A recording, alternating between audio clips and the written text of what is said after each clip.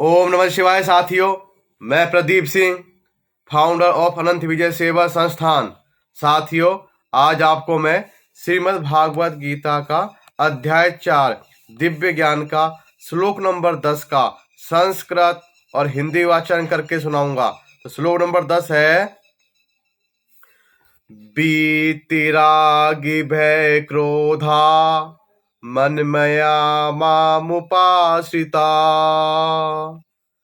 बहवो ज्ञानी तपसा पूता मदभाव मागता। इसका हिंदी अनुवाद है, आसक्ति, भय तथा क्रोध से मुक्त होकर मुझ में पूर्णतया तन्मय होकर और मेरी शरण में आकर बहुत से व्यक्ति भूतकाल में मेरे ज्ञान से पवित्र हो चुके हैं। इस प्रकार से उन सबों ने मेरे प्रति दिव्य प्रेम को प्राप्त किया है। तात्पर्य है, जैसा कि पहले कहा जा चुका है, विषयों में आसक्त व्यक्ति के लिए परम सत्य के स्वरूप को समझ पाना अत्यंत कठिन है।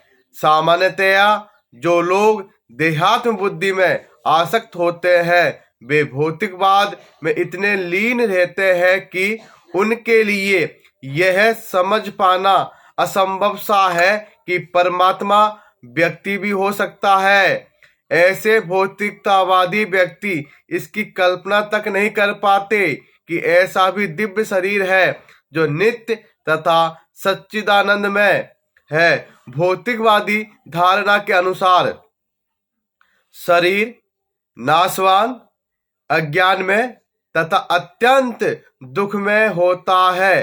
अतः जब लोगों को भगवान के साकार रूप के विषय में बताया जाता है तो उनके मन में शरीर की यही धारणा बनी रहती है।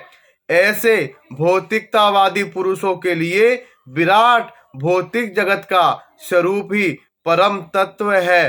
फल स्वरूप वे परमेश्वर को निराकार मानते हैं और भौतिकता में इतने तल्लीन रहते हैं कि भौतिक पदार्थ से मुक्ति के बाद भी अपना स्वरूप बनाए रखने के विचार से डरते हैं।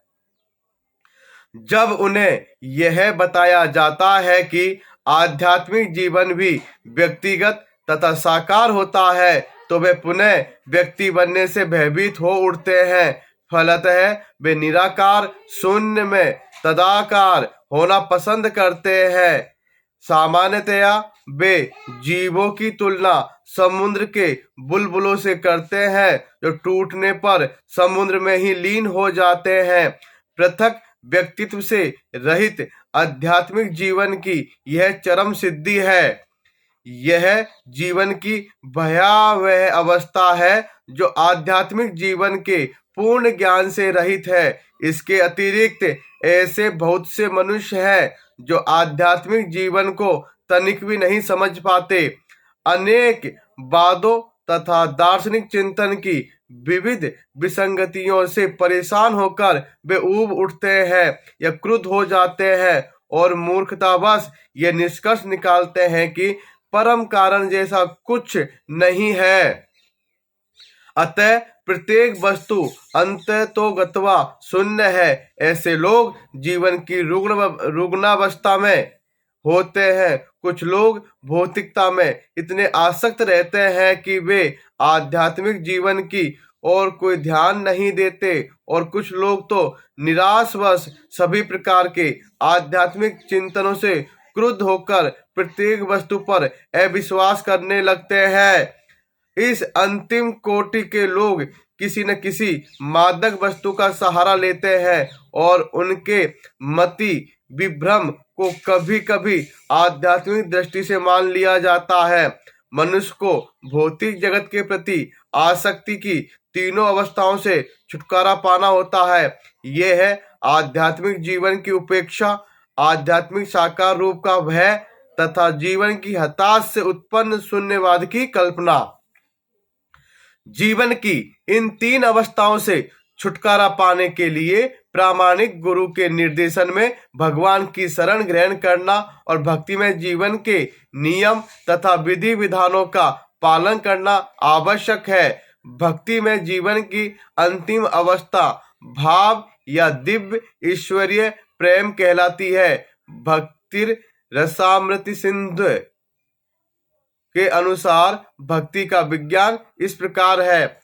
आदो श्रद्धा ततः साधु संगो अथ भजन क्रिया ततो अनर्थ निवृत्ति ततो निष्ठा रुचिस्ततः अथा शक्तियस्ततो भावस्ततः प्रेमाभ्युदञ्चति साधिकानामयं प्रेम्णः प्रादुर्भावे भवेत्क्रमः। प्रारंभ में आत्म साक्षात्कार की सामान्य इच्छा होनी चाहिए। इससे मनुष्य ऐसे व्यक्तियों की संगति करने का प्रयास करता है जो आध्यात्मिक दृष्टि से उठे हुए हैं।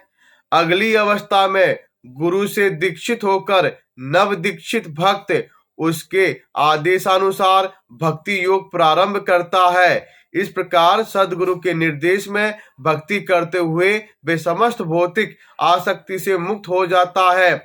उसके आत्म साक्षात्कार में स्थिरता आती है और वह श्री भगवान कृष्ण के विषय में श्रवण करने के लिए रुचि विकसित करता है। इस रुचि से आगे चलकर कृष्ण भावनामृत में आसक्ति उत्पन्न होती है, जो भाव में अथवा भगवत प्रेम के प्रथम सोपान में परिपक्व होती है। ईश्वर के प्रति प्रेम ही जीवन की सार्थकता है। प्रेम अवस्था में भक्त भगवान की दिव्य प्रेमा भक्ति में निरंतर लीन रहता है। अतः भक्ति की मंद विधि से प्रामाणिक गुरु के निर्देश में सर्वोच्च अवस्था प्राप्त की जा सकती है और समस्त भौतिक आसक्ति व्यक्तिगत आध्यात्मिक स्वरूप के भय तथा शून्यवाद से उत्पन्न हताश से मुक्त हुआ जा सकता है। तभी मनुष्य को अंत में भगवान के धाम की प्राप्ति हो सकती है। तो श्लोक नंबर 10 का संस्कृत और हिंदी वाचन यह है। कल फिर मिलेंगे श्लोक नंबर 11 के साथ। ओम नमः शिवाय साथियों, धन्यवाद।